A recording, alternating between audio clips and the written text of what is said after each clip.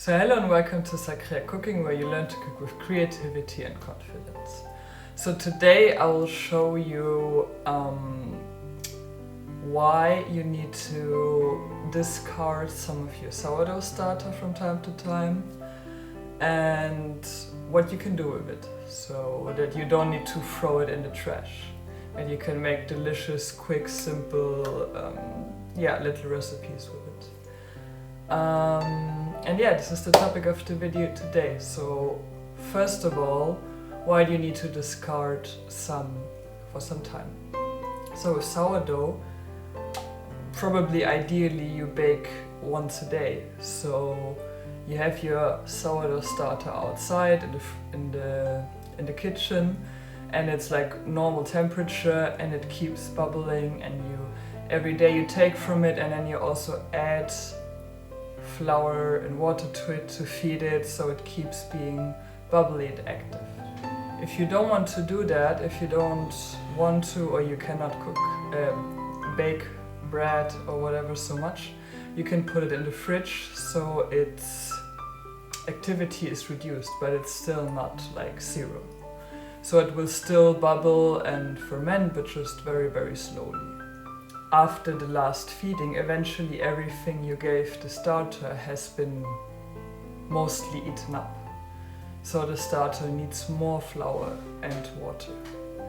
And if you say, okay, you cannot take most of the starter for your bread, you don't have time to bake or whatever, and you say, okay, the starter doesn't have enough food anymore, but you also cannot bake. So if you just add flour and water to like this much starter, you will need to add a lot of flour and water just to keep this much starter happy. So it will be, and then it continues like that. Let's say the week after you again cannot bake or whatever, and you will need to have to add even more and more. That's why you need to discard. You can see it, you discard most of it and then you add around, like my jars are almost empty, it's just like on the sides and on the bottom a little bit, and I add like 30 to 50 grams of starter and the same amount of water. But then with this discard, if you don't use that for baking, what do? And this is my video for today. I have two little like recipes, ideas for you. There's tons of stuff you can do with it. One of the things I will show you are sourdough pancakes, so I just pour the batter right into the pan. Usually I think about it maybe around lunch, and then I put it out of the fridge, let it warm up a bit, give it a feeding, and then in the evening I just make a handful of pancakes. I don't add anything to them, so they don't have any salt in it, but they tend to be more like salty because there's no sugar. So I tend to eat them with like some hummus or some other type of dip, or just on the side with like a salad or whatever dish. It works great as a replacement for naan as well, like Indian dishes. You can take it out of your sourdough starter jar into another bowl, and then you can add stuff to it like sugar or some salt or some herbs maybe. I haven't done it because I really do it the easiest way. I just pour it straight out of the sourdough jar. But yeah, do not add anything into your sourdough starter jar that is not flour and water.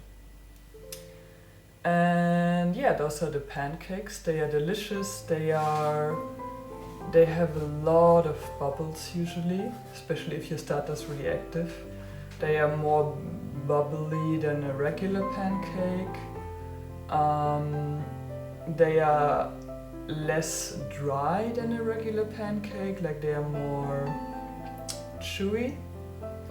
Don't put too much oil into the pan, otherwise they can get a bit oily-ish. I prefer it just with a very, very lightly greased pan, and they get crispy even, and then chewy on the inside and really bubbly.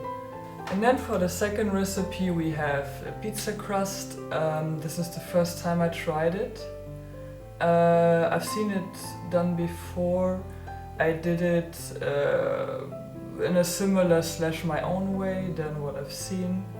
So I just heat up the iron pan in the oven, and then I add my starter, also directly out of the jar, fed, into it, and then I swirl it around, and since the pan is hot, it should right away create a bottom. And don't leave the dough too thick, because if you leave it a bit too thick, it can be a bit soggy in the middle. Yeah, and then I add the dough back inside and let it get a bit more dry and crispy, because if you add the tomato right away again, it will probably not become crispy in the middle. It will be a bit more soft, and too soft for my taste. Yeah, and then after a few minutes in the oven, and when it's more dried up, it doesn't need to be crispy, but when it's more dried up, you can take it out. You add your tomato and other flavorings in.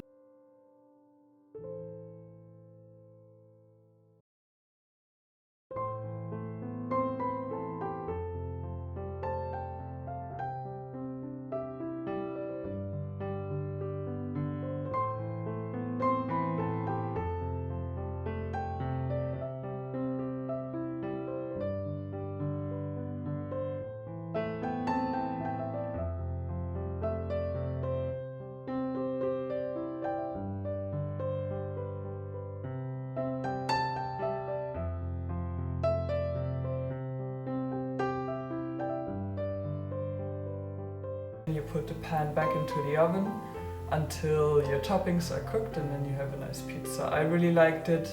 For me, it was so far the easiest way to do, or the easiest / quickest way to do pizza. Easier than doing it like the proper way. And it was really delicious. It had that sourdough flavor with it, which paired really well with the toppings. And yeah, that's my 2 ideas for you. There's countless other things you can do with sourdough discard. Yeah, and thanks for watching this video. I hope you liked it, and I hope you will try some of these recipes. Please don't throw away your discard. It's so easy and quick to throw together like some pancakes or a quick pizza crust. Hope you liked it, and bye bye!